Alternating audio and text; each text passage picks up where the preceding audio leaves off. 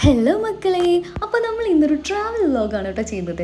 Travel vlog എന്നൊക്കെ പറയുമ്പോൾ നമ്മളേത് ദൂരം സ്ഥലത്തേക്ക് പോകാമെന്നൊക്കെ നിങ്ങൾക്ക് തോന്നും. അങ്ങനെയൊന്നുമല്ല കേട്ടോ.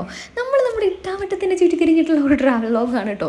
അപ്പോൾ നമ്മുടെ അട്ടപ്പാടി എന്ന് പറയുന്നത് അങ്ങ് നീണ്ട് നിവർന്നങ്ങ് ദൂരം പരന്ന് കിടക്കുമായതുകൊണ്ട് തന്നെ അതും ഒരുപാട് ഭംഗിയുള്ള ഊരുകളും സ്ഥലങ്ങളും ഒക്കെ കാണാനുള്ളത് കൊണ്ട് തന്നെ നമുക്ക് ഇവിടെ തന്നെ കണ്ടു തീർക്കാൻ ഇനിയും ഉണ്ട് ഇഷ്ടം പോലെ സ്ഥലങ്ങൾ കേട്ടോ.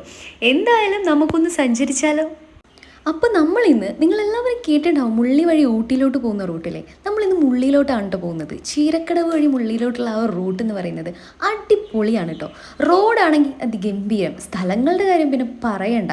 എന്താ പറയുക, നമ്മൾ എത്ര സ്ട്രെസ്സിലിരുന്നാലും ഈ ഒരു ഈ ഒരു വഴിയിലുള്ള യാത്രകളൊക്കെ കാഴ്ചകളൊക്കെ നമുക്കൊരുപാട് സമാധാനവും ഒരുപാട് സന്തോഷവും നൽകും കേട്ടോ.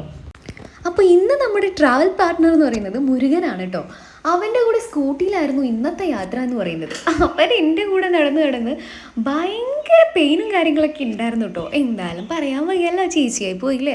സോ എന്തായാലും എൻ്റെ ഇഷ്ടങ്ങളനുസരിച്ച് ഓരോ സ്ഥലങ്ങൾ കാണിച്ചു തരാനും ഓരോ സ്ഥലങ്ങളെക്കുറിച്ച് പറഞ്ഞു തരാനും അവന് നല്ല ഇൻട്രസ്റ്റ് ആയിരുന്നു കേട്ടോ.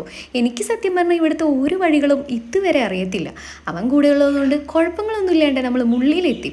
അങ്ങനെ നമ്മൾ തമിഴ്നാട് ബോർഡർ എത്തിയപ്പോഴേക്കും നന്നായിട്ട് ക്ഷീണിച്ചായിരുന്നു. ഒരു വെള്ളം വാങ്ങി കുടിക്കാമെന്ന് വിചാരിച്ച് വെള്ളം മേടിച്ച് കുടിച്ചപ്പോൾ വെള്ളത്തിന് ഒടുക്കത്തെ തണുപ്പ്, പല്ലും നാവൊക്കെ മരവിച്ച് പോയിട്ടോ. എങ്കിലും നമ്മൾ അവിടെ നിന്നിട്ട് മുള്ളി ഊട്ടി പോകുന്ന റോഡാണ് കേട്ടോ ആ ദൂരം കാണുന്നത്. അതൊക്കെ കണ്ട് നമ്മൾ നേരെ അവിടുന്ന് ഊരുകളിലേക്ക് പോയിട്ടോ.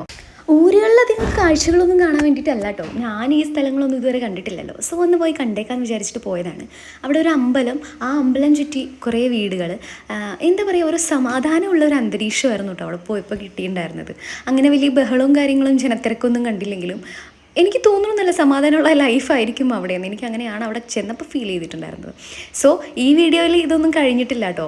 വീഡിയോ ഇനിയും പുറകെ വരുന്നുണ്ട്. എന്തായാലും 28 പ്രമാണിച്ച് വരുന്ന വഴിക്ക് കുറച്ച് സാധനങ്ങളൊക്കെ മേടിച്ച് ബേക്കറി പോയി അവിൽ മിൽക്കൊക്കെ കഴിച്ച് പിള്ളേർക്ക് കുറച്ച് ഐറ്റംസൊക്കെ ആയിട്ട് നേരെ വീട്ടിലേക്ക് തിരിച്ചു കേട്ടോ.